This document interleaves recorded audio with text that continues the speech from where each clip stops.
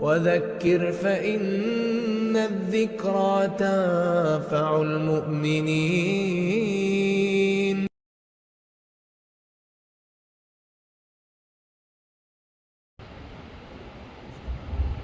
الحمد لله نحمده ونستعينه ونستغفره ونعوذ بالله من شرور أنفسنا ومن سيئات أعمالنا.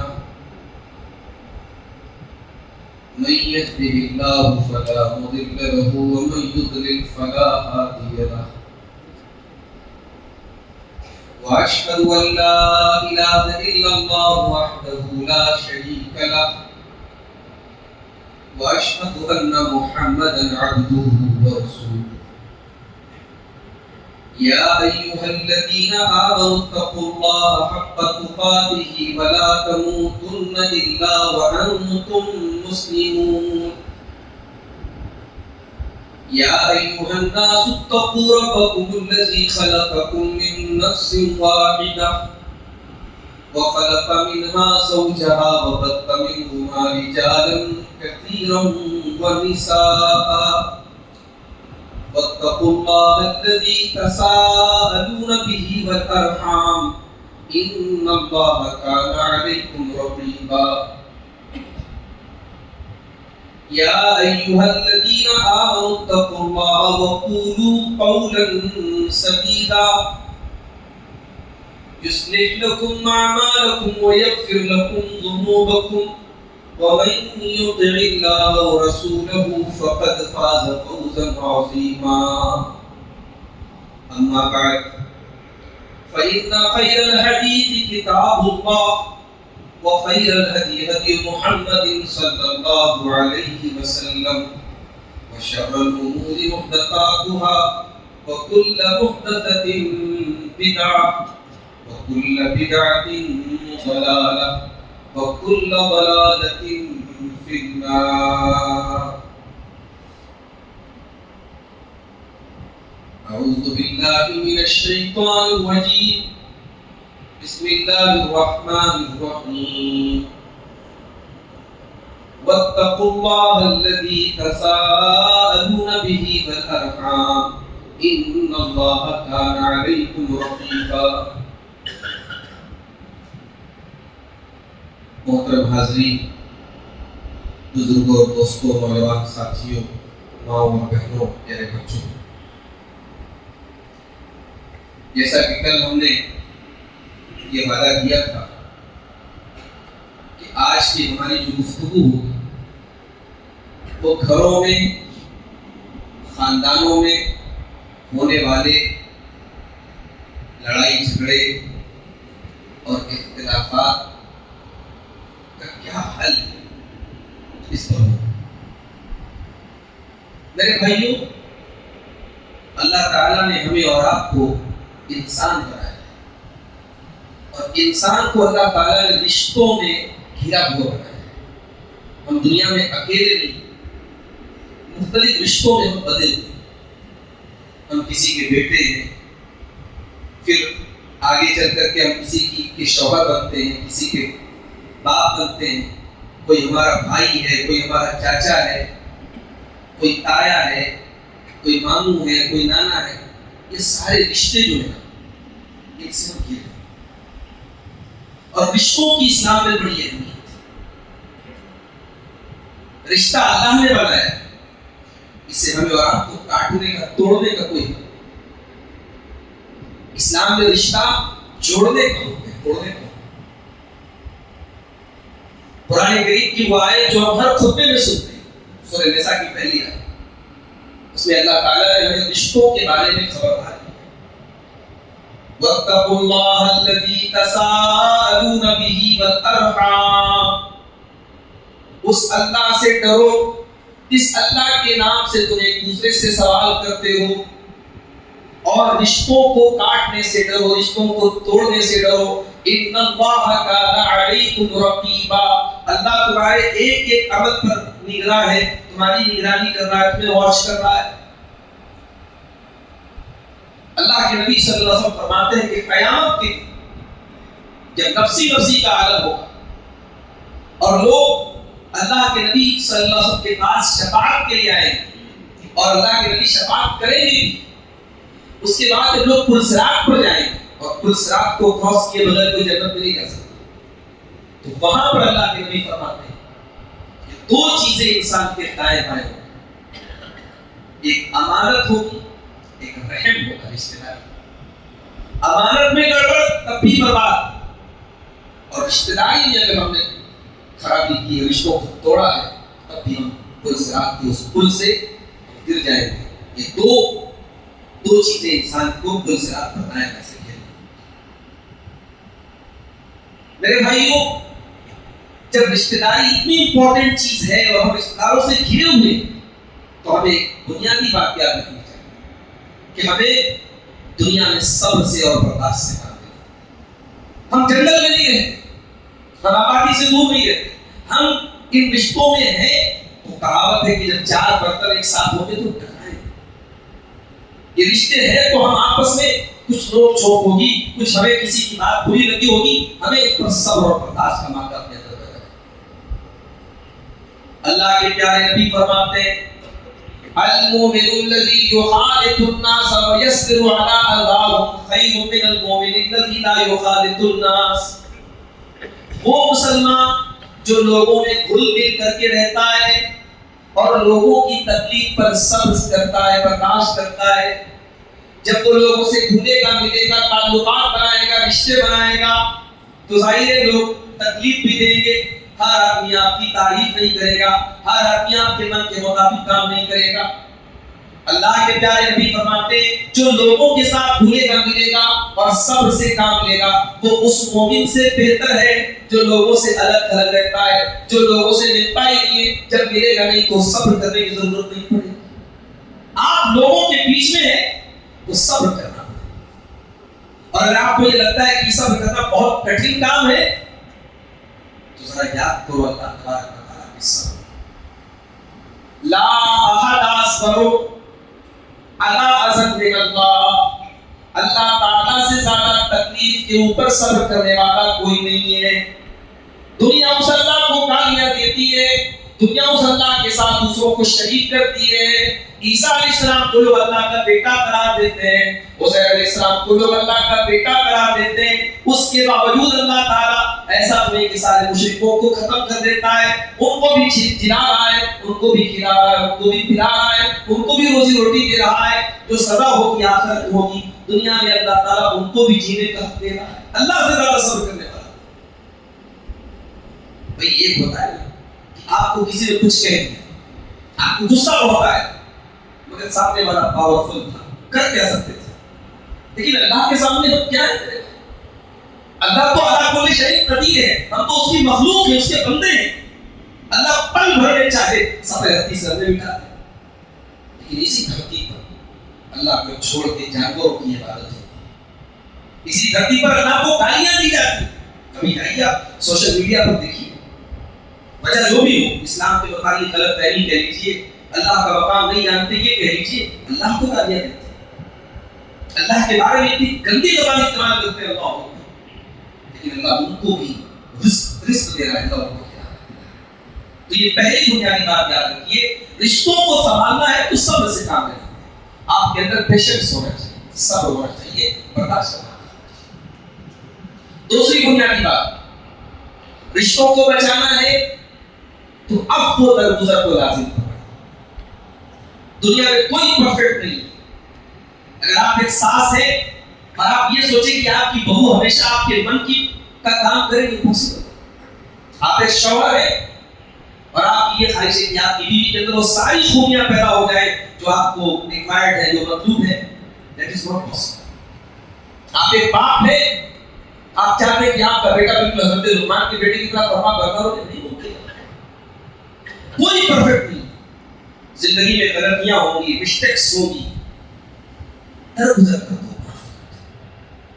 اور اللہ نے معاف بھی کرنے کا کیسا حکم دیا، فرمایا فَاصْفَحِ الصَّفْحَ الْجَمِيلَ، اے نبی آپ معاف بھی کریں تو خوبصورتی کے ساتھ معاف کریں۔ دیکھو ایک ہوتا ہے معاف کرنا، معاف تو کر دیا، پھر کبھی وہ بات یاد آئی تو آپ نے بول دیا ہے یار تم نے تو ایسا کیا۔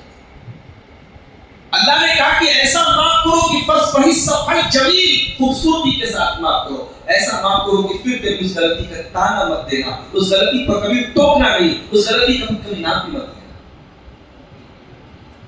اللہ کے پیارے نبی جناب محمد رسول اللہ صلی اللہ علیہ وسلم کو دیکھو میرے پیارے ساتھیوں، اما عائشہ فرماتی ہے لم یکن فاحشا ولا متفاحشا، اللہ کے پیارے نبی نہ تو غلط گندی بات اپنی زبان سے نکالتے تھے، نہ گندی بات کے جواب میں گندی بات کہتے تھے، ولا سخابا فی الاسواق، نہ بازاروں میں چلایا کرتے تھے، چیخا کرتے تھے، ولا یدفعوا السیئۃ بالسیئۃ، نہ برائی کا بدلہ برائی سے دیا کرتے تھے، ولکن یعفو ویصفحوا، آپ کا اصول یہ تھا آپ معاف کر دیا کرتے تھے، درگزر کر دیا کرتے تھے۔ آپ کے چچا حمزہ کو قتل کیا کس نے؟ وحشی بن حرب، نام ہی وحشی تھا، اس نے تیر چلا کے قتل کیا تھا حضرت حمزہ۔ پھر اللہ نے اسلام کی دولت دی، اسلام دیا، اللہ کے نبی کے پاس آ کے اسلام کرتا ہے، نبی سے معافی مانگتا ہے۔ اللہ کے نبی نے کہا معاف تو کر دیتا ہوں مگر مجھے اپنا چہرہ نہ دکھایا کرو، تمہیں دیکھتا ہوں تو مجھے میرے چچا حمزہ یاد آتا ہے، معاف کر دیا۔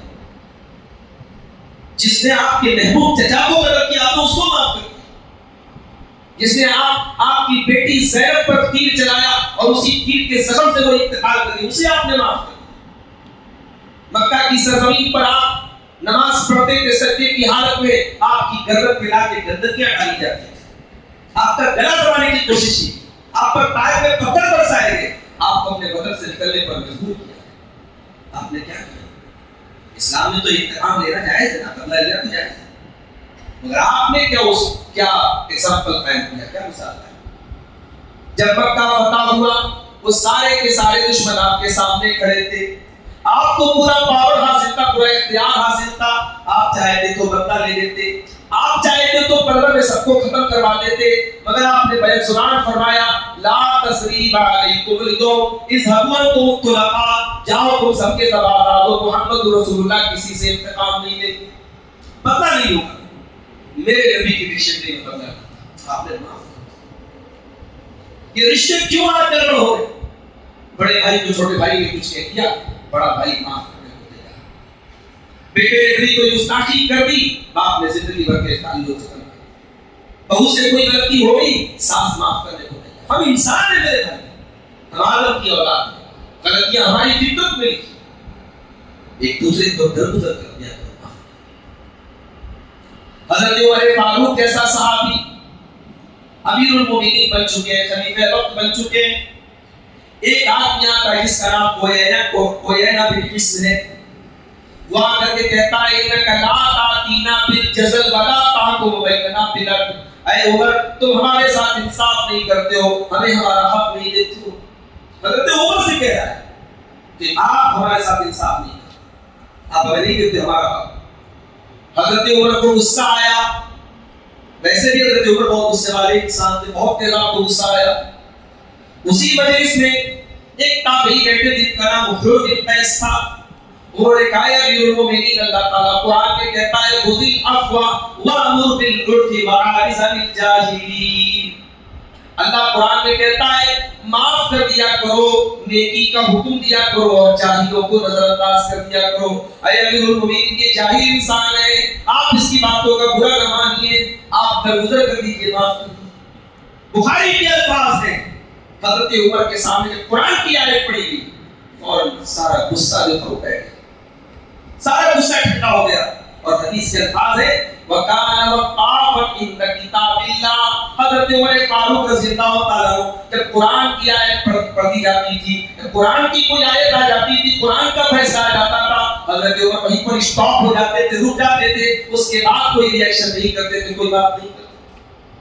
قرآن پڑھنے والے بہت ملے، قرآن کی تلاوت کرنے والے بہت ملے، لیکن قرآن نے جہاں روک دیا اسٹاپ، وہاں اسٹاپ ہو جاؤ، یہ کرنے والے بہت کم ملے کہ حضرت عمر وہ تھے۔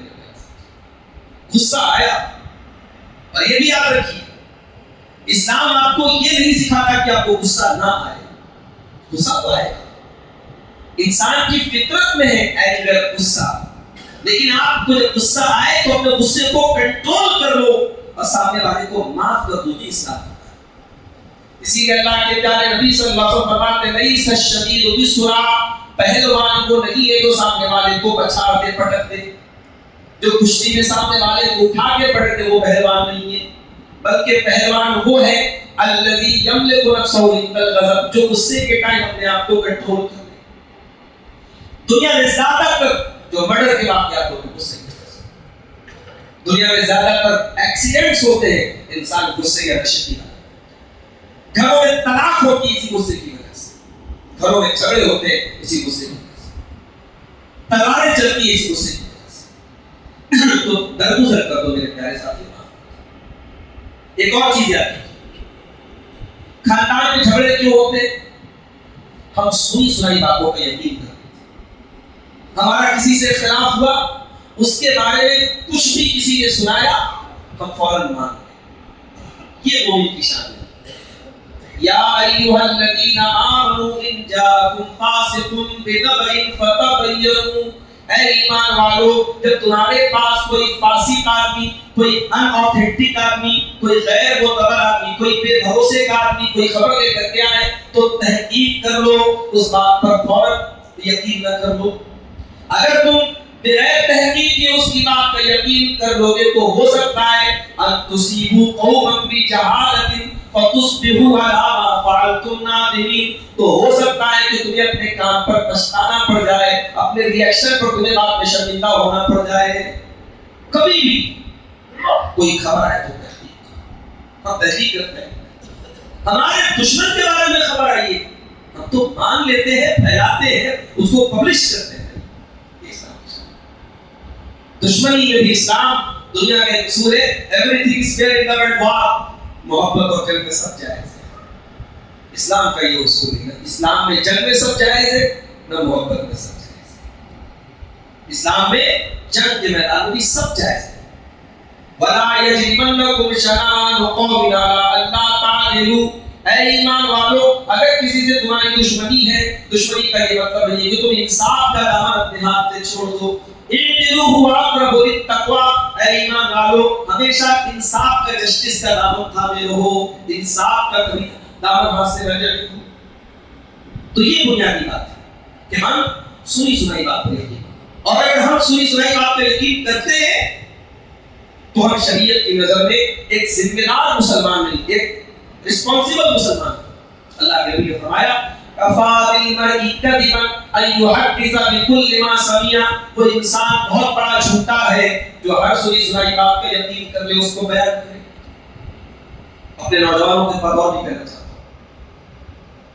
یہ جو اصول ہے کہ سنی سنائی بات پر یقین مت کرو، یہ تو دنیا کے بارے میں، لیکن جب مسئلہ دین کا آ جائے تب تو آپ کی ذمہ داری اور بڑھ جاتی ہے.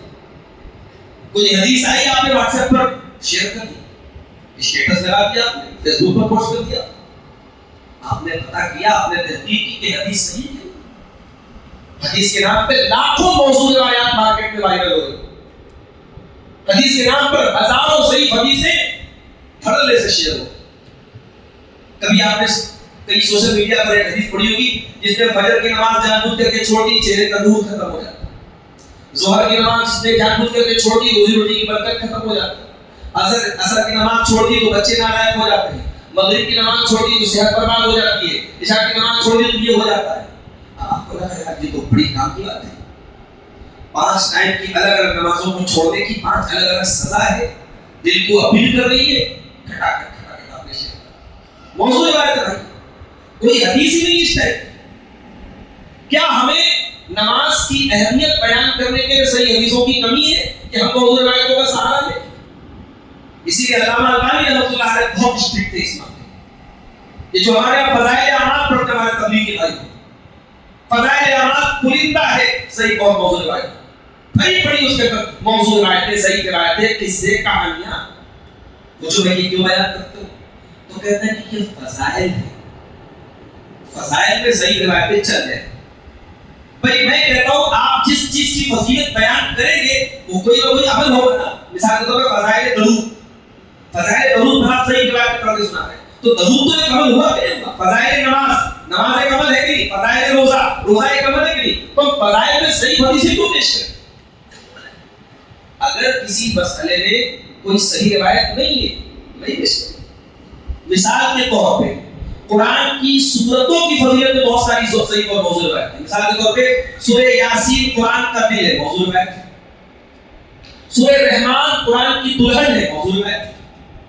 ہاں جو صحیح روایت ہے سورہ فاتحہ بغیر پڑھے نماز نہیں ہوتی، صحیح روایت ہے. سورہ اخلاص 1/3 قرآن کے برابر ہے، بالکل صحیح روایت ہے.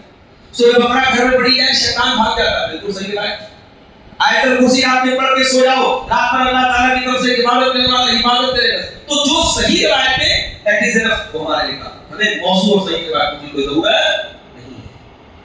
تو اپنے سوشل میڈیا استعمال کرنے والے بھائیوں اور بہنوں سے کہنا چاہوں کہ جب دین کے نام پر کوئی چیز بیان کی جائے اور سینسٹیو ہو جاؤ اور الرٹ ہو جاؤ اور ہوشیار ہو جاؤ اور بہت سوچ سمجھ کے فارورڈ کرو. اگر آپ نے موضوع روایت شیئر کی آپ نے نبی کے بارے میں جھوٹ بولا ہے. اور اللہ کے نبی فرماتے ہیں من کذب علی متعمدا فلیتبوأ مقعده من النار. جو میرے بارے میں کوئی جھوٹی بات بیان کرے وہ اپنا ٹھکانہ جہنم میں. تو خاندان کے جھگڑوں کو دور کرنا ہے تو ذمہ دار بنو میرے بھائیوں. یہ ہر بات کو فارورڈ کرنے کا اور ہر بات کو شیئر کرنے کا یہ سسٹم چھوڑا. ایک چیز اور ہے، گھروں میں جھگڑے کیوں ہوتے ہیں؟ ایک بھائی پریشان ہے، دوسرا بھائی ترقی کر رہا ہے. اب جس بھائی جو بھائی پریشان ہے وہ اپنی پریشانی سے زیادہ اپنے بھائی کی ترقی سے اس کے بچے اتنے صحت مند، میرے بچے اتنے کمزور، وہ مکان پہ مکان بنا رہا ہے میں کیوں نہیں بنا پا رہا، اس کا بزنس اتنا آگے بڑھ رہا ہے میں کیوں. ارے بھائی تم کوشش کرو، ایفرٹ کرو، اسٹرگل کرو، لیکن یہ یاد رکھو وہ اپنے مقدر کا کما ہے، تم اپنے مقدر کا کما. تمہارے مقدر کی روزی وہ نہیں لے سکتا، اس کے مقدر کی روزی تم نہیں لے سکتے. اور اگر تمہارے دل کے کسی کونے میں یہ تمنا پڑ رہی ہے، یہ آرزو پڑ رہی ہے اس کی دولت برباد ہو جائے، اس کا سکون ختم ہو جائے، اسی کا نام حسد ہے. اور حسد بہت بڑا گناہ ہے، اتنا بڑا گناہ ہے.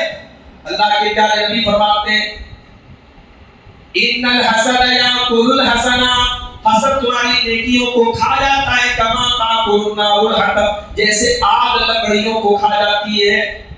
جس طریقے سے آگ میں تم لکڑی ڈال دو لکڑی جل کر کے خاک ہو جائے گی، اسی طریقے سے تمہاری نمازیں برباد ہو جائیں گی، تمہاری تراویح برباد ہو جائے گی، تمہارے روزے برباد ہو جائیں گے، تمہارے حج عمرے برباد ہو جائیں گے اگر تم نے اپنے آپ کو حسد سے نہیں بچایا.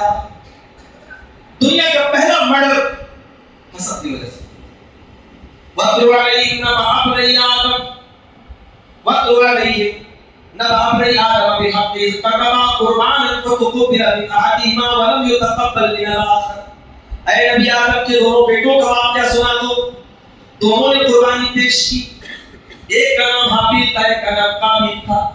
حابیل نے قربانی پیش کی، قابیل نے بھی قربانی پیش کی. حابیل کی قبول ہوگی، قابیل کی قبول نہیں.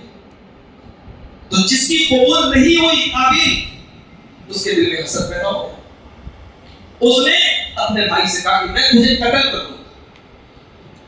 تو بھائی نے جواب دیا انما یتقبل اللہ من المتقین. اے میرے بھائی اگر تیری قربانی قبول نہیں ہوئی تو اس میں میرا کیا قصور ہے؟ اللہ تعالیٰ تو تقوی والوں کی قربانی کو قبول کرتا ہے. اللہ کے یہاں آپ کے عمل، آپ کے قربانی کا سائز نہیں دیکھا جائے گا، قربانی کے پیچھے کی نیت دیکھی. قابل کی نیت گڑبڑ تھی تو حابیل نے کہا کہ بھائی میرے اللہ تقوی والوں کی قربانی کو قبول کرے. اس نے کہا میں تجھے قتل کر دوں گا. اس نے کہا ان بسط الیہ یدک لتقتلنی ما انا بباسط یدی الیک لاقتلک انی اخاف اللہ رب العالمین. کہا کہ اگر تو قتل کرنے کے لیے میری طرف ہاتھ بڑھائے گا میں تجھے قتل کرنے کے لیے ہاتھ آگے نہیں بڑھاؤں گا. میں اللہ سے اور میں یہ چاہتا ہوں کہ اگر تو قتل کرنے کے ارادے سے آئے تو میں کوئی تیرے ایکشن کے جواب میں کوئی ریئیکشن نہیں کروں گا. انی اريد ان تبوء باثمی واثمک فتکون من اصحاب النار. میں تو چاہتا ہوں کہ تو میرا گناہ بھی اپنے سر پہ لے اور جہنم میں چلا جائے. قابیل نے اپنے بھائی حابیل کو دنیا کا پہلا مرڈر. اور اللہ کے نبی فرماتے ہیں قیامت تک جتنے مرڈر ہوتے رہیں گے، جتنے قتل ہوتے رہیں گے، سب کا گناہ قابیل کے گردن پر رکھا جائے گا. کیوں؟ اس نے شروعات کی تھی. گناہ کی شروعات کرنے والا جب تک گناہ ہوتا رہے گا تب تک اس کا پنشمنٹ اس کو ملتا رہے گا، اس کی سزا اس کو۔ اب نیکی کی شروعات کرنے والا جب تک نیکی ہوتی رہے گی نیکی کا ثواب پاتا رہے گا۔ ابھی آپ طے کر لیجیے کہ آپ کس چیز کی شروعات۔ تو حسد اتنی خطرناک چیز ہے میرے بھائیوں، اور ہمیں کہنے دیجیے کہ آج ہمارے گھروں کو یہ حسد برباد کر رہا ہے۔ ایک انسان دوسرے انسان کی ترقی نہیں دیکھ رہا ہے، لوگ اپنے دکھ سے زیادہ دوسروں کے سکھ سے پریشان، دوسروں کی ترقی سے پریشان۔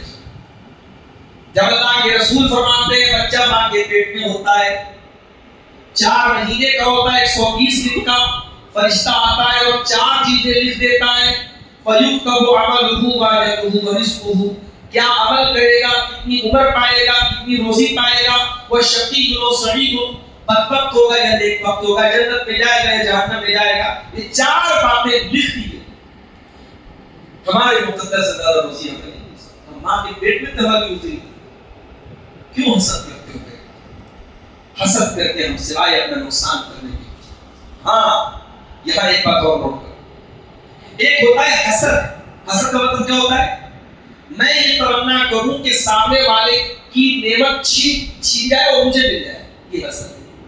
اگر میں یہ تمنا، اے اللہ اس کو تم نے بہت نوازا، مجھ کو بھی نوازا، اے اللہ اس کا کاروبار اچھا چلا، میرا بھی چلتا ہے، اے اللہ اس کے بچوں کو تندرستی ملی، مجھے بھی مل جائے، تو یہ حسد نہیں ہے، اس کو بولتے ہیں رشک کرنا۔ یہ رشک کرنا جائز ہے، بلکہ 2 چیزوں میں رشک کرنے کا حکم دیا گیا، لا حسد الا فی اثنتین، 2 چیزوں میں رشک کرنے کا بہت ثواب ہے۔ رجل آتاہ اللہ القرآن، ایک وہ انسان ہے جس کو اللہ تعالیٰ نے قرآن کا علم دیا، قرآن کا حافظ بنایا، قرآن کا عالم بنایا، اور رات و دن وہ قرآن کو پڑھتا ہے پڑھاتا ہے۔ اس انسان کو دیکھ کر کے اگر آپ یہ تمنا کریں اے اللہ تو مجھ کو بھی قرآن کا عالم بنا دے، اے اللہ تو مجھ کو بھی قرآن کا حافظ بنا دے، ایسی تمنا کرنا بہت اچھی بات ہے۔ اور دوسرا انسان جس کو اللہ تعالیٰ مال دے اور وہ مال اللہ کی راہ میں وہ خرچ کر رہا ہے، مدرسوں کو دے رہا ہے، یتیموں کو دے رہا ہے، بیواؤں کو دے رہا ہے، مسجدیں بنوا رہا ہے، اپنے دولت کے خزانے کے منہ سے کھول دیے اللہ کی راہ میں، اسے دیکھ کر کے آپ کے دل میں یہ تمنا پیدا ہو کہ اے اللہ مجھے بھی اتنی دولت دے دے، میں بھی تیری راہ میں لگا ہوں، تو یہ رشک کرنا یہ تعریف کے قابل ہے اور شریعت نے اس کے اوپر اٹھا دیا۔ خاندان میں اختلاف کی ایک وجہ اور ہے میرے خیال سے، تکبر۔ میں پڑھا ہوں، میں اس سے بہتر ہوں، بھئی کیوں تکبر کرتے؟ تکبر دنیا میں سب سے پہلے ابلیس نے کیا تھا۔ آدم علیہ السلام کو سجدہ کرنے کا حکم دیا، اس نے کہا میں نہیں کروں۔ اللہ نے کیوں نہیں کرو؟ کہا کہ انا خیر منہ خلقتنی من نار وخلقتہ من طین، تو نے آدم کو مٹی سے پیدا کیا، مجھے آگ سے پیدا۔ اے اللہ میں آدم کو سجدہ نہیں کروں، میں I am superior than he, I am better than he, میں اس سے بہتر ہوں، میں تو سجدہ کروں۔ اللہ نے کہا کہ میں حکم دے رہا ہوں اور تو قیاس لڑا رہا ہے۔ شریعت کا حکم آ جائے، کلیئر نیٹ اینڈ کلیئر حکم آ جائے تو پھر قیاس مت بنایا کرو میرے پیارے۔ شریعت آپ کی لاجک، آپ کے قیاس، آپ کی عقل، آپ کی منطق سے نہیں چلتی۔ زکات کے مسئلے میں کبھی آپ غور کیجیے، زکات کے مسئلے میں طرف پہ ایسی چیزیں جو آپ کی لاجک کے باہر ہے۔ میرے پاس 2.5 کروڑ کی کار ہے، مثال دے رہا ہوں، میرے پاس ہے نہیں، مثال دے 2.5 کروڑ کی کار ہے، زکات ہے۔ 10 کروڑ کا مکان ہے، زکات ہے، مکان میں رہ رہے ہیں، زکات نہیں۔ لیکن آپ کے پاس 85 گرام سونا ہے، سکے کی شکل میں، زیور کی شکل میں، کنگن کی شکل میں، ایئرنگ کی شکل میں، نیکلس کی کسی بھی شکل میں۔ آپ کے بیوی کے پاس یا آپ کے پاس سونے کے زیورات 5 لاکھ روپے کے قریب ہیں اور نصاب کو پہنچتے ہیں۔ شریعت میں جو پیمانہ بتایا گیا ہے 85 گرام، اس کے اوپر ہے۔ ڈائمنڈ کا آپ کے پاس نیکلس ہے، اس کی قیمت سونے سے ڈبل ہے، 15 لاکھ کا ہے، وہ زکات نہیں ہے۔ اللہ نے فرمایا کہ کوئی زکات نہیں ہے، ہیرے پر کوئی زکات نہیں۔ اب لاجک تو کہہ رہی ہے اور قیمتی ہے، زکات ہونی چاہیے، نہیں ہے۔ تو آپ شریعت کو بھی لاجک کے حساب سے مت چلائیں۔ ابلیس نے لاجک استعمال کی اللہ کے حکم کے مطابق، اس نے کہا میں بہتر ہوں۔ اچھا ایک تو لاجک استعمال کی، لاجک بھی غلط استعمال۔ بھئی یہ بتاؤ آگ اچھی ہے کہ مٹی اچھی؟ مٹی اچھی ہے۔ مٹی کے اندر کوئی بھی چیز ڈال دو وہ گرو کرنے لگتی ہے، گرو کرنے لگتی ہے، بڑھنے لگتی ہے۔ آگ میں ڈال دو جلدی ختم ہو جاتی ہے، کون بہتر ہو؟ مٹی میں بہتر ہوئی۔ مٹی کے اندر ٹھنڈک ہے، مٹی کے اندر سکون ہے، آگ کے اندر تیش ہے، آگ کے اندر جلانا ہے، آگ کے اندر جوش ہے۔ آگ تو ویسے بھی خطرناک ہے، مٹی کو دیکھ کے کوئی تھوڑی کہتا ہے کہ مٹی کو دیکھ کے بھاگو، آگ جہاں لگ جاتی ہے لوگ بھاگنے لگتے ہیں۔ تو ابلیس نے اللہ کی حکم کے مقابلے میں قیاس کیا، لاجک لگائی اور لاجک بھی غلط لگائی۔ تو ابلیس نے ایسا کیوں کیا؟ تکبر اپنے دل سے نکال دو، تکبر نہیں کسی چیز کا۔ اور کس بات کا تکبر ہے آپ؟ دولت کا ہے۔ دنیا میں بہت سارے دولت والے آئے اور خالی ہاتھ دنیا سے۔ شہرت کا ہے، شہرت کا بدنامی میں بدل جائے کیا کرے؟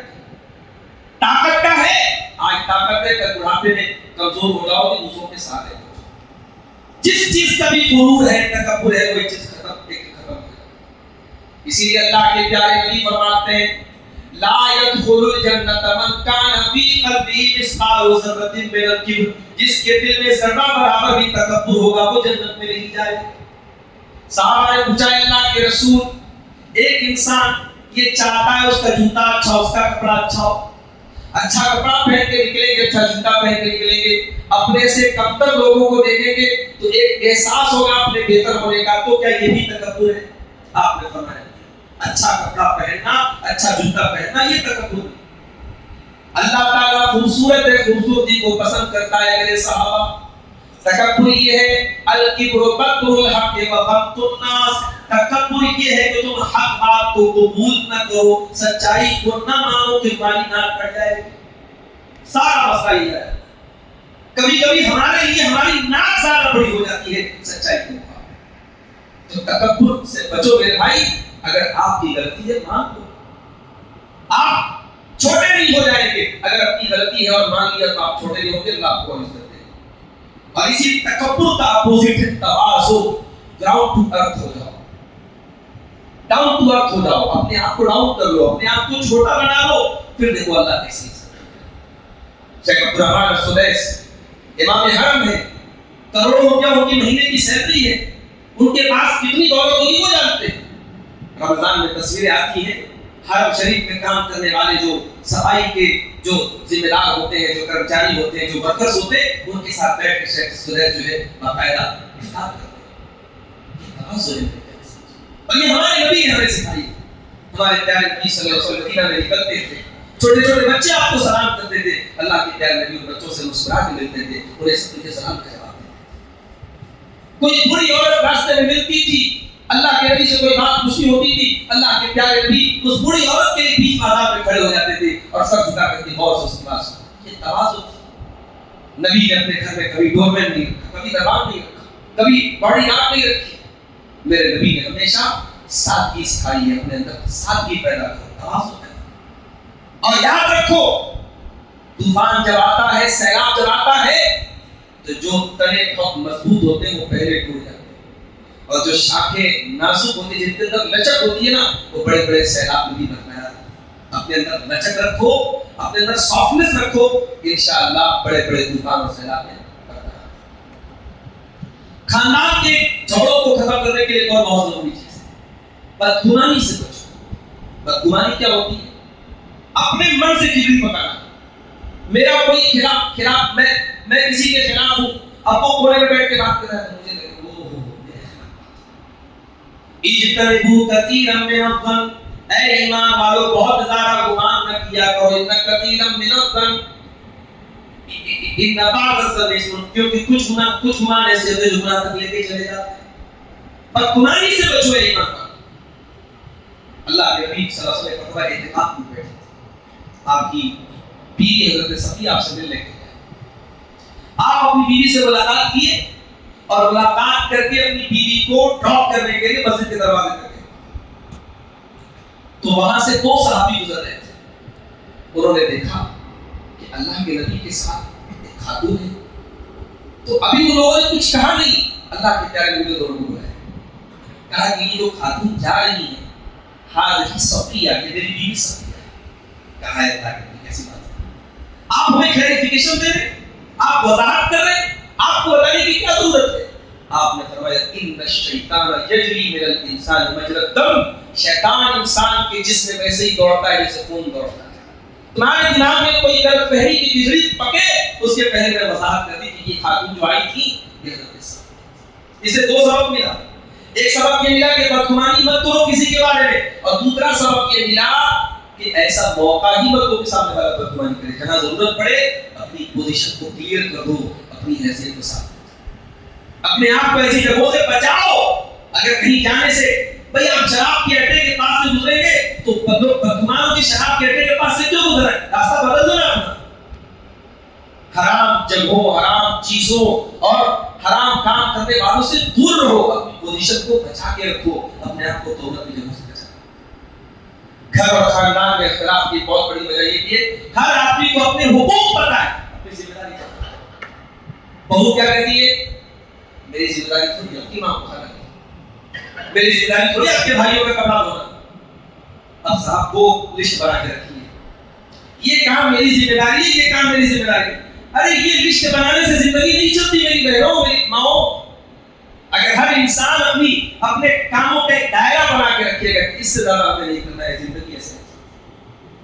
شوہر اگر بیوی سے کہے کہ بھائی تجھے کھلانا میری ذمہ داری ہے, تجھے 2 ٹائم کا کھانا کھلانا میری ذمہ داری ہے, تجھے گھر کا کپڑا پہنانا میری ذمہ داری ہے, یہ مہینے میرے شاپنگ کرنا بہت میری ذمہ داری ہے, یہ ہے کہ تجھے طرح طرح کی چیزیں لا کے کھلانا پلانا, تجھے شاپنگ مال لے کے جانا, ریسٹورینٹ لے کے جانا, یہ میری ذمہ داری ہے.